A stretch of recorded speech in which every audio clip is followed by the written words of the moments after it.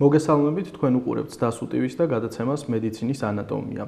დღეს ჩვენ ამ გადაცემაში ვისაუბრებთ იმ თემაზე, რომელზეც არაერთხელ გვისაუბრია წინა გადაცემებში, კერძოდ კი ონკოლოგიაზე, თუმცა დღეს ვისაუბრებთ უფრო ქირურგიულ ონკოლოგიაზე.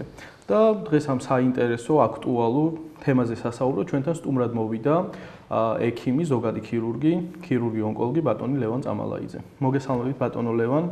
პირველ რიგში მინდა ძალიან დიდი მადლობა გადაგიხადოთ იმისათვის, რომ გავვითმეთ დრო და მოხვედით ჩვენთან სტუმრად და პირველ რიგში თუ შეიძლება მოკლედ გვესაუბროთ ონკოქირურგიის განვითარების შესახებ, ისტორიული განვითარების შესახებ. Როგორც ვიცით, ჩვენ აღმოჩენილია ჯერ კიდევ უძველეს სამარხებში გარკვეული ონკოქირურგიული ჩარევების კვალი. ესე იგი, სხვადასხვა სამარხებში აღმოჩენილი ძვლების თუ სხვადასხვა გვამების, ხო? და როგორ განვითარდა ის და როგორი არის დღეს ის. მოგესალმებით, დიდი მადლობას მოგახსენებთ თქვენ სტუდიაში მოწვევისთვის, სასიამოვნოა ჩემთვის ძალიან. კითხვა ძალიან საინტერესოა, ონკოლოგიის და ონკოქირურგიის ისტორია, განვითარების ისტორია ჩვენ წელთაღრიცხვამდე დაახლოებით 3000 წელს მოიცავს, რაზეც მეტყველებს ძველ ეგვიპტეში პაპირუსის ქაღალდებში ჩანაწერები ისეთ სიმსივნურ დაავადებებზე, როგორიც არის მკერდის სიმსივნე, საშვილოსნო სიმსივნე, დაახლოებით 50 მუმიაზე მეტი არის გამოკვლეული რადიოგრაფიულად, რადიოლოგიურად, სადაც აღმოჩენილი არის ძვლის სარკომები, აღმოჩენილია ნაზოფარინგიალური კარცინომები და ასე შემდეგ. ცოტა უფრო აქეთკენ მე-5 საუკუნეში ჩვენ წელთაღრიცხვამდე ჰიპოკრატეს დროს ჰიპოკრატეს არაერთი დაავადება აქვს ონკოლოგიური აღწერილი, არაერთი დაავადების მკურნალობა, მოგვიანებით უკვე მე-18 საუკუნეში მიკროსკოპის აღმოჩენამ დასაბამი დაუდო და ის რევოლუციური განვითარება მისცა და ონკოლოგიას როგორც დარგის განვითარებას. შემდეგ მე-19 საუკუნეში X-სხივის აღმოჩენამ ასევე დასაბამი დაუდო რადიაციული ონკოლოგიის განვითარებას, მე-20 საუკუნეში კომპიუტერული ტომოგრაფიის და მაგნიტურეზონანსული ტომოგრაფიის გამოგონებამ, ასე ვთქვათ, უფრო ზუსტი დიაგნოსტირების საშუალება მისცა ექიმებს ონკოლოგიური დაავადებების და შესაბამისად მკურნალობის უფრო ეფექტურად დაგეგმარებისათვის. შემდეგ მე-20 საუკუნეში ქიმიოთერაპიისა და იმუნოთერაპიის განვითარებამ უკვე უფრო მეტად კომპლექსური და მიკროსკოპულ დონეზე მისცა ექიმებს საშუალება ებრძოლონ ისეთ დაავადებას, როგორიც არის სიმსივნური დაავადება და ონკოლოგია. უკვე დიაგნოსტირებული პაციენტების შესახებ მინდა გკითხოთ, როგორ ხდება ამ პაციენტების მკურნალობის დაგეგმვა, დაუშვათ მკურნალობის პირველ ეტაპზე ჩატარდეს თუ არა ოპერაციული მკურნალობა, თუ სხვა მკურნალობის სხვა მეთოდი იქნას ჩატარებული, როგორ ხდება ამ პაციენტების დაგეგმვა, მხოლოდ ქირურგი ონკოლოგები წყვეტენ ამას თუ რაღაც მულტიდისციპლინური ჯგუფი, რომელშიც ასევე სხვა დარგის სპეციალისტებიც განიხილავენ კონკრეტულ პაციენტს. ძალიან საინტერესო შეკითხვაა, მადლობთ. დღესდღეობით განვითარებულ სოფლიოში და განვითარებულ სოფლიოში ცდილობენ არის ეგრეთ წოდებული მულტიდისციპლინური მიდგომა, ანუ ექიმების ჯგუფი, რომელიც შედგება რადიოლოგებისაგან, კლინიკური ონკოლოგებისაგან, ონკოქირურგებისაგან, ინტერვენციონისტებისაგან, განიხილავენ თითოეულ кейსს, თითოეულ პაციენტს და გამომდინარე სიმსივნური დაავადების გავრცელების ადგილობრივი თუ მეორადი დაზიანებების ხდება ესეთი მულტიდისციპლინური შერჩევა იმ ოპტიმალური მკურნალობის ტაქტიკის, ანუ დამენეჯმენტების, რომელიც საჭირო არის იმ კონკრეტულ შემთხვევაში. ზოგადად რა კრიტერიუმებს უნდა აკმაყოფილებდეს პაციენტი იმისათვის, რომ მკურნალობის ქირურგიული ფორმა მიიღოს, ასე რომ ვთქვათ, ეს მკურნალობის ეს საშუალება. ეს ყველაფერი, რა თქმა უნდა, დამოკიდებული არის, როგორც უკვე მოგახსენეთ, სიმსივნის გავრცელებაზე, არის თუ არა ჩაზრდილი დაუშვათ ეს სიმსივნე მაგისტრალურ სიზარღვებში, სადინრებში, თუმცა დღესდღეობით არსებობს ისეთი თანამედროვე მეთოდები, როგორიც არის სიტყვაზე IRE, რომელიც არის ირევერსირებული ელექტროფორაცია, როდესაც სიმსივნე ჩაზრდილი არის მოიცავს დაუშვათ სიზარღვის 180 გრადუსზე მეტს ცირკულარულად, ხდება ინტრაოპერაციულად ელექტროდების ჩასმა, იქნება წრედი და აი ამ ენერგიის საშუალებით ხდება დაუშვათ აი ამ ადგილობრივად გავრცელებული სიმსივნური დაავადების მკურნალობა. ეს რაც შეეხება ქირურგიულ კომპონენტს, ასევე თუ არის მეორადი დაზიანება დაუშვათ მეტასტაზები ღვიძლში, ფილტვში, თავის ტვინში და ასე შემდეგ. ეს გარკვეულ ნოზოლოგიებში ეს ითვლება ქირურგიული მკურნალობის ეგრეთ წოდებულ უკუჩვენებად. იმიტომ რომ გაცილებული არის ეს სიმსივნური პათოლოგია იმ პირველადი კერის საზღვრებს.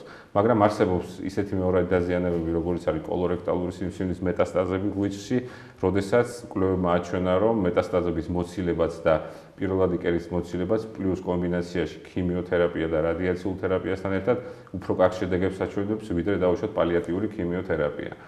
და არის ასევე ეგრეთ წოდებული PS ქულა, რომელიც პაციენტის ზოგად მდგომარეობას ასახავს, არის 0-დან 4-მდე, რომელიც აღწერს დავუშვათ პაციენტის მდგომარეობას იმ თვალსაზრისით, პაციენტი გადაადგილდება თუ არა დამოუკიდებლად, ჭირდება დახმარება, ჭირდება არის საწოლთან ეგრეთ წოდებულად მიჯაჭვული, ეს ეხმარება კლინიცისტებს და ონკოლოგებს უკეთესი პროგნოზირებისათვის დავუშვათ ამა თუ იმ ქირურგიული ჩარევის ტაქტიკის დანერგვისთვის და შერჩევისთვის. აი ეს ზუსტად ესეთი კომპლექსური მიდგომა და სიმსივნის რადიკალურ, ანუ ის ონკოლოგიური პრინციპების დაცვა, მოხერხდება თუ არა რადიკალურად სიმსივნის ამოღება, განსაზღვრავს ამა თუ იმ მკურნალობის მეთოდს კონკრეტულ შემთხვევაში. რამდენადაც მაყურებლისთვის არის ცნობილი, ზოგადად ქირურგიული ჩარევების სხვადასხვა მეთოდი არსებობს, ხო? როგორც ღია წესით, ასევე ლაპარასკოპიული ან თორაკოსკოპიული მეთოდები, ასევე ენდოსკოპიური მეთოდებით სხვადასხვა ქირურგიული манипуляციების შესრულება და ხშირად რატომღაც წარმოუდგენია ალბათ მოსახლეობის გარკვეულ ნაწილს, რომ თითქოს ეს ქირურგის შესაძლებლობებზე იყოს მხოლოდ დამოკიდებული, რომელი წესით შეასრულებს ამა თუ იმ манипуляციას.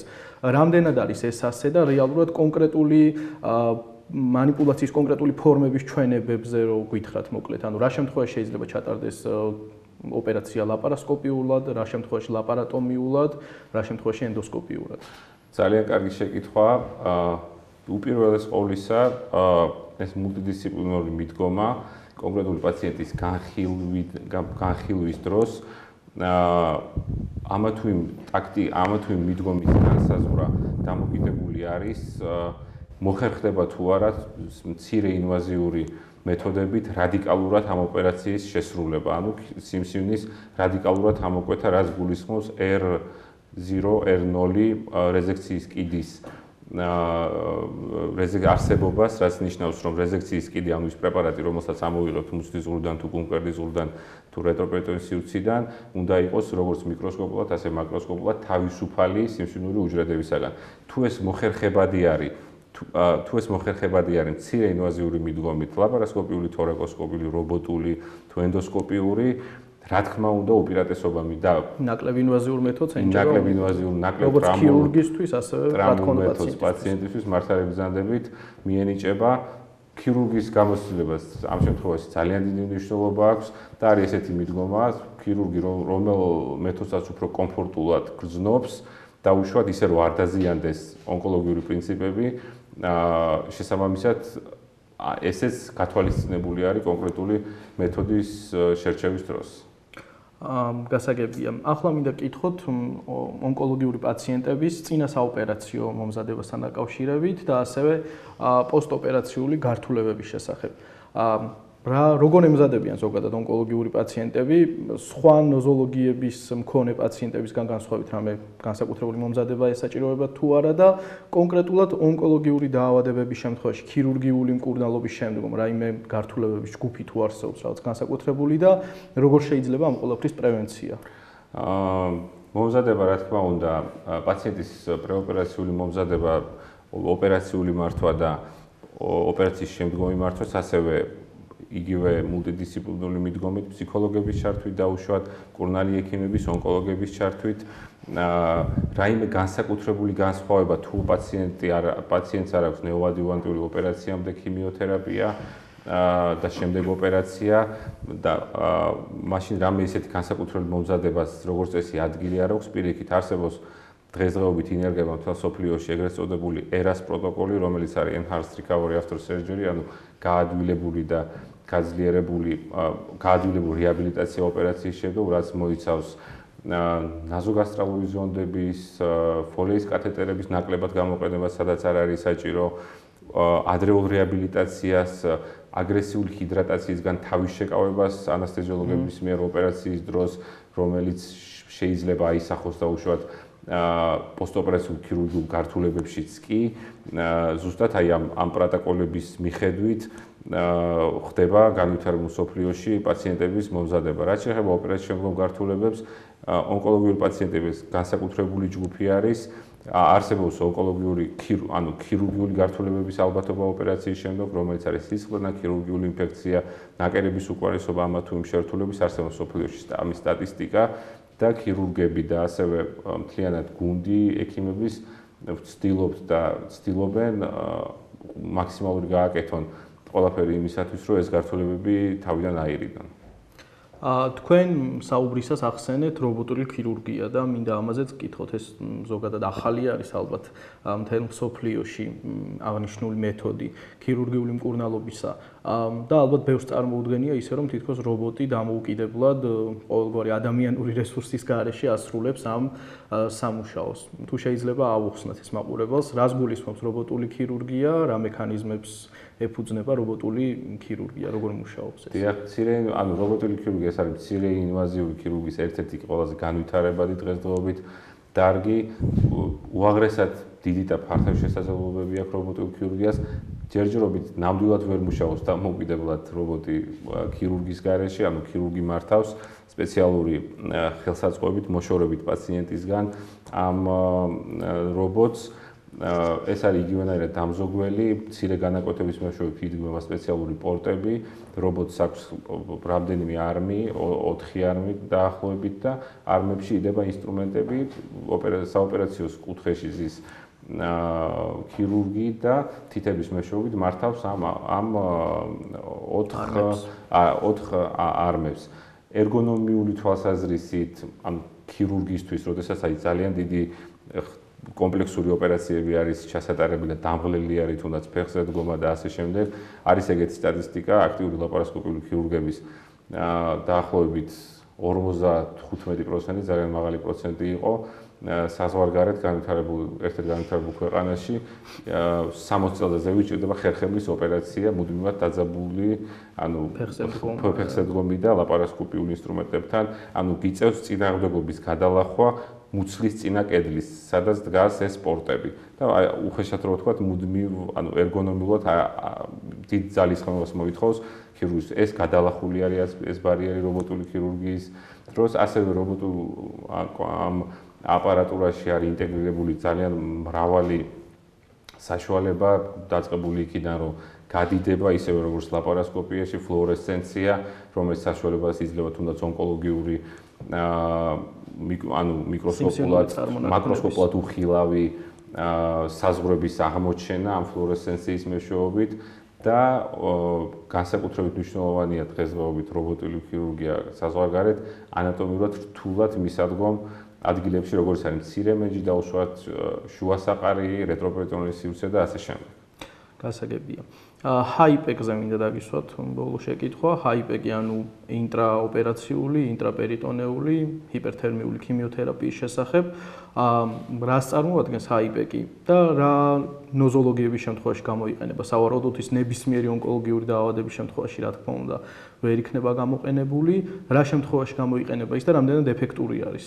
დიახ, ჰაიპეკის გამოყენება ბოლო დეკადის განმავლობაში დაიწყეს ამერიკასა და ევროპაში. როგორც უკვე ახსენეთ, ეს არის ინტრაპერიტონული ჰიპერთერმია.